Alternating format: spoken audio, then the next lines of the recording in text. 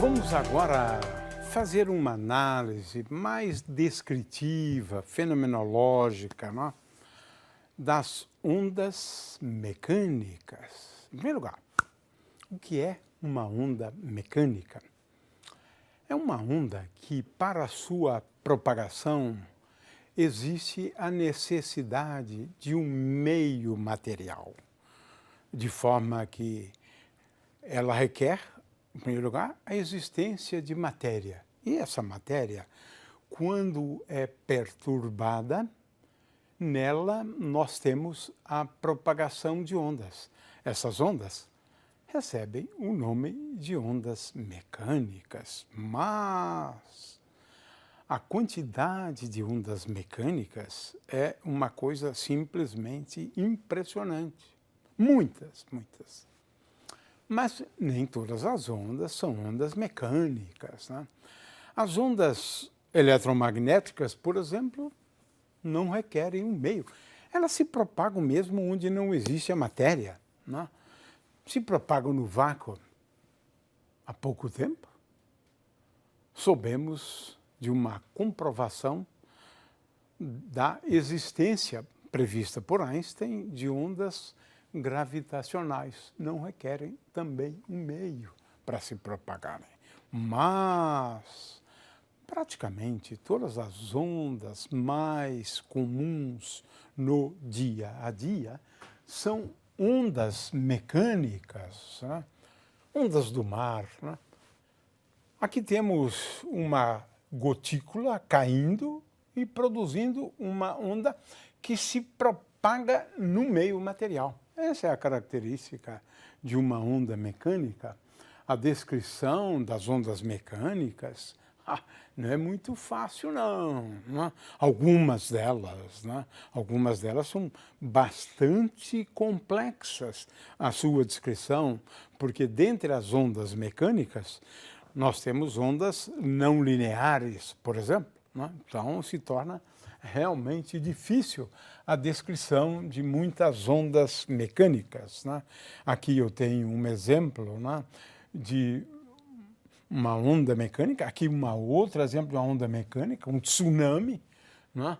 E veja que agora nós temos aqui a propagação de uma onda solitária, e que é melhor descrito por uma equação de ondas não linear, de forma que veja que a situação pode ser efetivamente mais complexa do que parece à primeira vista, né? Muito bem. O tipo de onda, né, mais comum, estamos constantemente em contato com elas, né? São, claro, as ondas sonoras, né? Nós nos comunicamos, né, através dessas ondas mecânicas, né? As ondas sonoras, né? E elas se propagam em gases, se propagam em líquidos, se propagam em sólidos, né? A diferença tem a ver com a velocidade. Essa é a principal diferença entre elas, porque essa velocidade reflete características do meio material. Muito bem.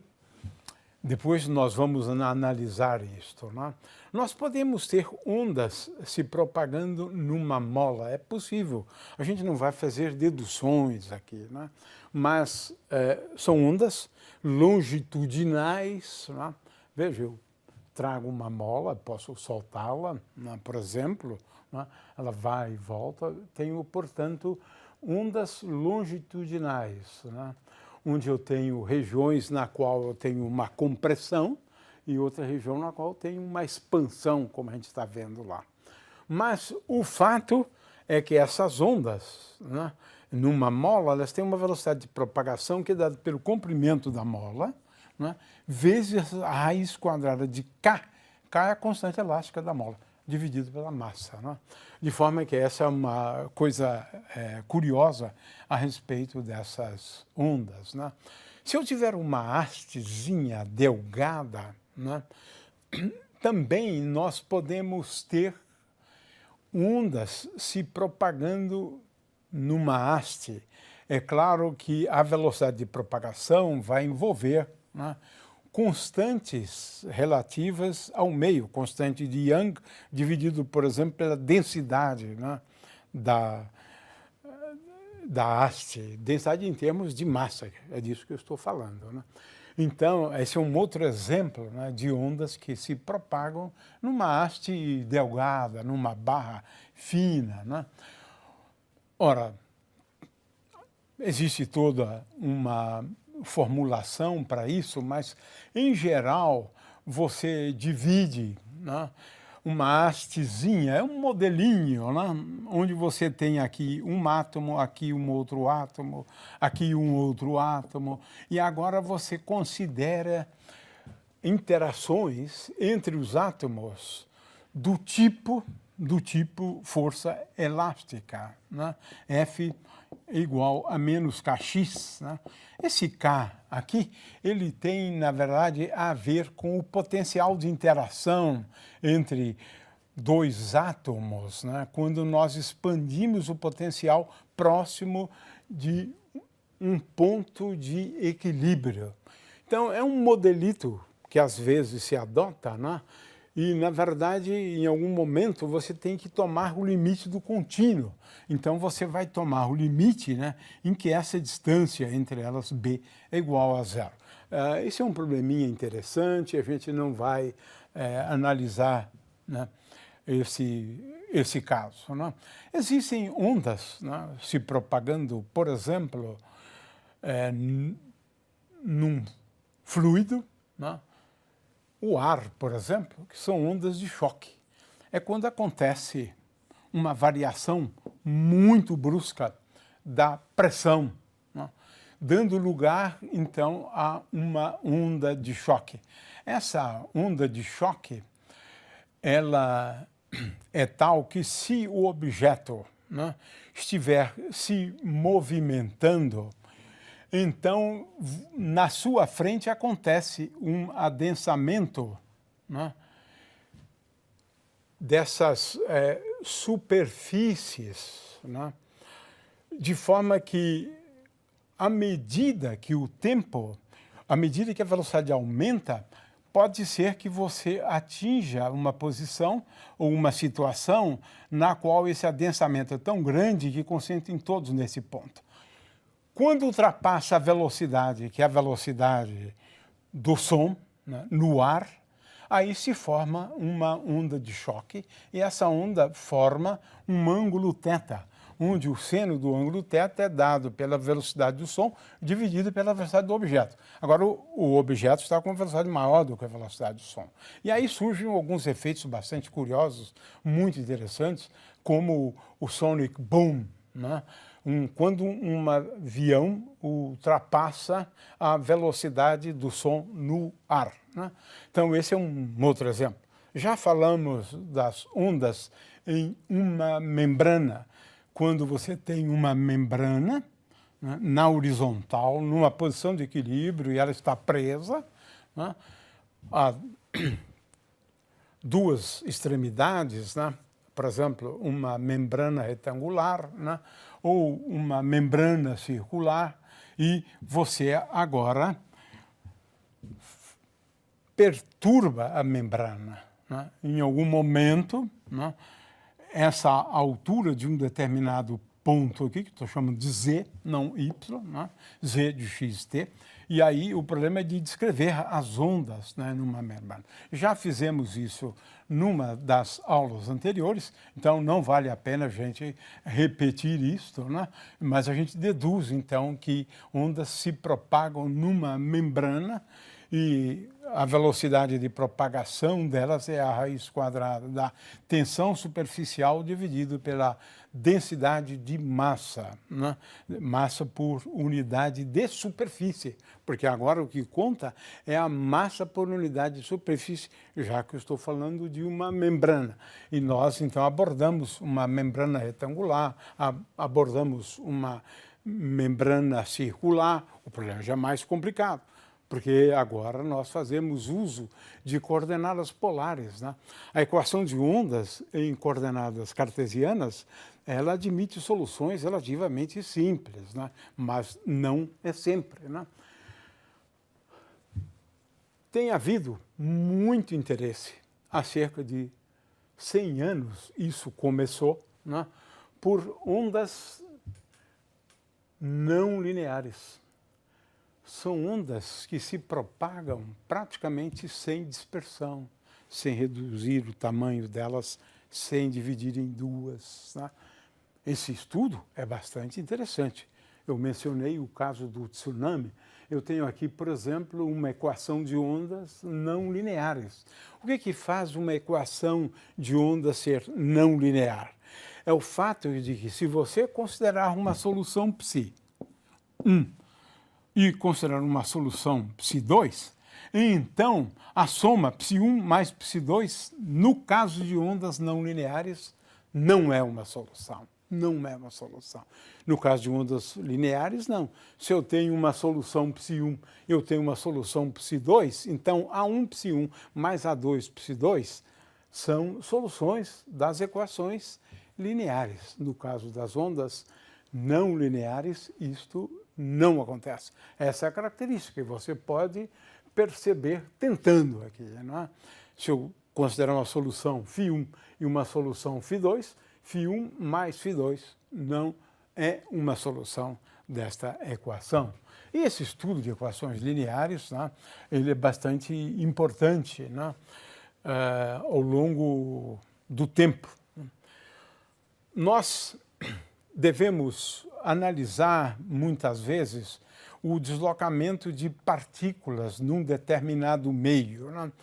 Se eu tenho inicialmente um volume V0, né, de um cilindro, por exemplo, e A é, digamos, a seção transversal, né, do cilindro, é a área da seção transversal. E aqui eu tenho um ponto X, e aqui um ponto X mais dx. Este volume, por exemplo, então, inicialmente é A vezes ΔX. Agora, eu considero o deslocamento de uma partícula que pertence a um meio material qualquer, né? Ela depende do ponto X. Por exemplo, esse é o deslocamento no ponto X. No ponto X mais ΔX, o deslocamento é S de X mais ΔX, né? E agora, nós vamos calcular a variação do volume inicial, né? Veja, eu tenho aqui x mais ΔX menos x, que é o volume inicial, e agora S de x mais ΔX, né, vezes A menos A vezes S de x. Né? De forma que o volume ele é igual ao volume V0, né? O volume V0 mais uma variação do volume, e essa variação de volume é A vezes S de x mais ΔX menos S de x. Ora, se eu dividir, né, esse volume ΔV, né, por ΔX, né, então primeiro eu multiplico aqui por ΔX, né, e divido por ΔX, o que eu vou encontrar é que ΔV sobre V0, né, é igual a S de x mais ΔX menos S de x, dividido por ΔX. Se eu tomar ΔX tendendo a zero, então isso aqui é a derivada de S com respeito a x. É assim que a gente começa estudando, né, as ondas sonoras, por exemplo, né?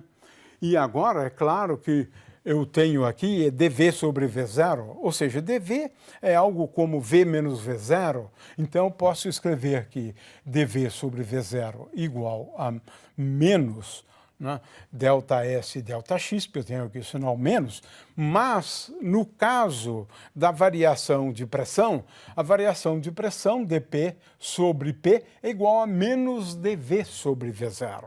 Né? Com isso, então, eu tenho uma equação para variação densidade, em primeiro lugar, e depois para a pressão, como a gente vai ver em seguida. Quer dizer, se eu tenho ρ menos ρ0 igual a menos ρ0 ds dx, delta P é P menos P0 é igual a menos 1 sobre K. Esse K é o coeficiente de compressibilidade do meio, né? P menos P0 é igual a menos 1 sobre K delta V sobre V, né? E isso agora, então, eu posso escrever em termos da derivada de S. A conclusão, né, que é importante, é que dP, a variação de pressão, né, com respeito à coordenada x, é igual a menos 1 sobre K, que é uma constante importante, né, Veja, este K que está aqui é o coeficiente de compressibilidade. Ele me dá a taxa com que o volume varia com a pressão. Mas essa taxa é negativa, portanto, esse constante aqui é positivo. Porque se você aumentar a pressão, diminui o volume. E se você diminuir a pressão, você aumenta o volume. Isso aqui é uma característica de cada meio material, de cada material. Os sólidos, por exemplo, tem esse valor aqui muito bem definido para cada material que você puder imaginar. O fato é que dP dx é igual a menos 1 sobre K vezes d2s dx2. E agora, veja, a gente pode deduzir a equação, né, de ondas, né, analisando agora a questão das forças, né? A força, é claro, que é o produto da área P vezes a pressão. Eu tenho a pressão de um lado, a força de um lado, a força do outro lado. Calculo a diferença de forças, né, e acabo chegando, né, a uma equação que é exatamente a massa vezes a aceleração é igual à variação da pressão, né, vezes o volume aqui, menos dP dx vezes delta V, mas eu tenho delta V desse lado e tenho delta V desse outro lado também, e uso aquela relação anterior, né, de dP dx em função de d2s dx2, e eu acabo então encontrando esta expressão aqui, mas observe-se que também, né, eu utilizei essa expressão aqui e vou chegar então a uma equação de ondas, onde agora d2p dt2 é igual a 1 sobre V, mas agora tem uma expressão para V. Esse V é igual a raiz quadrada de 1 sobre esse coeficiente de compressibilidade, às vezes eu uso também o inverso dele, né, dividido vezes a densidade do meio. Então, eu consigo, no caso de ondas mecânicas, né, como as ondas sonoras, uma equação para essas ondas, né? Muito bem, a gente vai utilizar isso depois, né, quando analisarmos o som. Vamos voltar a esse tema depois. Existem muitos tipos de ondas, né? Aqui eu tenho uma foto histórica, né, onde uma esquadrilha, né, da Força Aérea Americana fotografou, veja só essas ondas aqui, conhecidas como ondas cnoidais. Coisa rara, mas essas ondas existem. São ondas de matérias, ondas cnoidais, né? Nós temos também ondas na superfície de um líquido. A descrição é um pouco mais complexa do que essa. Nós não vamos, então, entrar em detalhes, né? Mas aqui o que se procura é sempre uma equação para essa coordenada epsilon, que é, na verdade, a diferença de altura, né, da onda em relação à água não perturbada. Mas isso é uma coisa que envolve uma série de detalhes e não vale a pena, então, a gente analisar, porque não há realmente tempo para isso. Mas a gente sabe como descrever essas ondas na superfície de um líquido e temos aí na apostila a solução. A gente não vai cobrar isso, porque realmente existe uma série de passagens e a gente não tem tempo para fazer essa série de passagens. Mas o fato é que ocorre uma coisa realmente curiosa, né? É que cada ponto sobre a superfície acaba descrevendo uma trajetória ou elíptica ou circular, porque circular é um caso particular da elíptica, e esse raio, ele na verdade se reduz à medida que a gente aumenta a profundidade, né? Mas o fato é que temos uma riqueza absolutamente fantástica de ondas mecânicas. É isso que a gente procurou passar aqui, né? A gente procurou deduzir a equação de ondas, e não é fácil, não é difícil acompanhá-la, e a gente vai utilizar daqui a pouco no caso das ondas sonoras.